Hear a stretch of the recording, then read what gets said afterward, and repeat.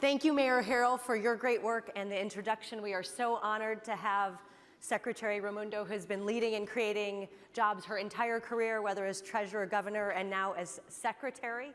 We were honored to have you in Arizona last month with President Biden and our Senator Mark Kelly to celebrate our largest ever economic development announcement, TSMC making chips for iPhones and others in Arizona. It would not have happened without the Chips and Science Act. So thank you for your leadership. Mayors here would like to know, how do you get a CHIPS investment in your community? What can mayors do to help attract projects, and what does success look like? So first of all, hello, mayors. I love being with you. Do we have the new mayor of Providence? Is he in the house? Smiley, Brett Smiley. Hello. I'm former governor of Rhode Island, so I need to call out my good friend Brett Smiley. Anyway, having been a governor for almost 7 years, I have a huge respect and appreciation for mayors. It might be the hardest job in politics and the most important because you're closest to the people. So if I say nothing else, I want you to know at the Commerce Department, we love and respect mayors, and we want to work with you. We want to be super accessible to you on chips, on manufacturing, EDA, broadband.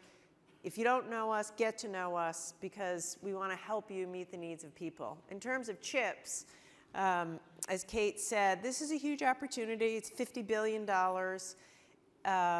You can basically work with semiconductor manufacturing companies and their suppliers to make your city, your state, an attractive place for them to choose.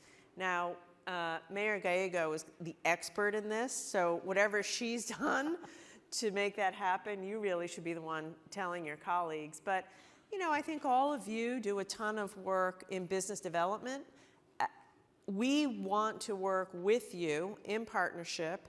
There'll have to be state incentives, city incentives, federal incentives, working with workforce, working with universities to attract and recruit these big semiconductor companies. And as I said, we'll work with you in partnership. Wonderful. One of the things that's been very important to our success is our partnerships with universities, particularly Arizona State University. We want to make sure we're a hub for innovation. How can mayors harness our nation's competitiveness, economy, and national security? How does the CHIPS and Science Act promote research and development? Yeah, so there's, like I said, we're going to invest about $40 billion incentivizing individual companies. So the mayor and I were together about a month ago with TSMC, which is a huge semiconductor company, putting an operation in Arizona. So certain companies will receive incentives. There's another $11 billion for just research and development. And so any of you mayors who are lucky enough to have big colleges and universities in your communities, you should check this out. Because this money will go all across America. We're going to split it up into a number of different grants, and this will also be public-private partnerships. So if you have, you know, a land-grant university or really any university partner who we could invest with in connection with the private company, it's all about taking great ideas coming out of labs and colleges and universities and turning them into products that we can make here in America. When you joined the Workforce Committee a year ago at our winter meeting, you talked about Internet for All. So can you give us an update on connectivity and how mayors can support the work you're doing? Yes, I appreciate you bringing that up because this is a big deal, and I want to make sure everybody here knows what's going on. Internet for All, as the mayor said, is an initiative being run by the Department of Commerce. In this case, we have another $50 billion to invest all across America with a single goal. Make sure every American has access to the internet in their home, in their small business, in their farm, at a cost that's affordable. Right now, there are tens of millions of Americans who don't have that, probably many of your constituents.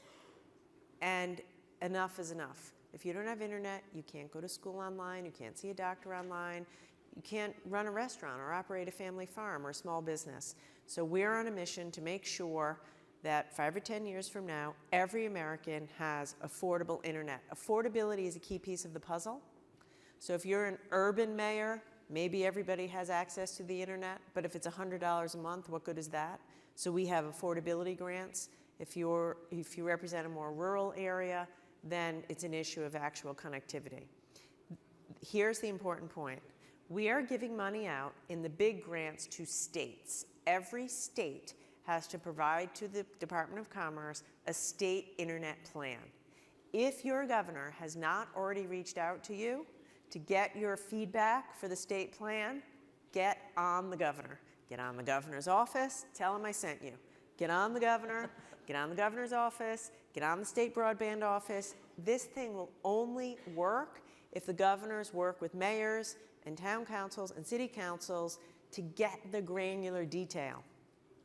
And it's affordability and access. The Department of Commerce has also set up a single point person for every state. If you don't know who your state point person is, we have a website. It's called internetforall.gov. Pretty simple, internetforall.gov. Go on there, click on your state, figure out who your point of contact is, call that person, and figure out where is your state in the development of their state plan, and make certain that they're listening to you. The last thing I'll say is the big money is for the state plans. There's also digital equity grants and tribal grants. That money can be used for affordability, to provide laptops, to provide digital literacy. Again, if you need help, internetforall.gov, call the Commerce Department. This money is going out this calendar year. These decisions are being made in the coming months. So I would just encourage you to get engaged and make sure your voice and your data is listened to by the state plans. Wonderful. So we have our homework. We got to talk to our tech employers, our universities, and our governors.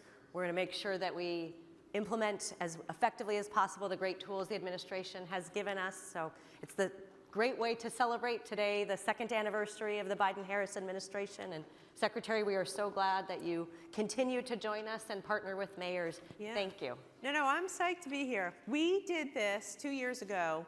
We met, the first time we met was in the White House and with a handful of mayors, and we were talking about chips. How do we work together to get it done? We were talking about the bipartisan infrastructure law. How do we work together to get it done? And here we are now. We got it done. And now it's over to you to deliver. Awesome.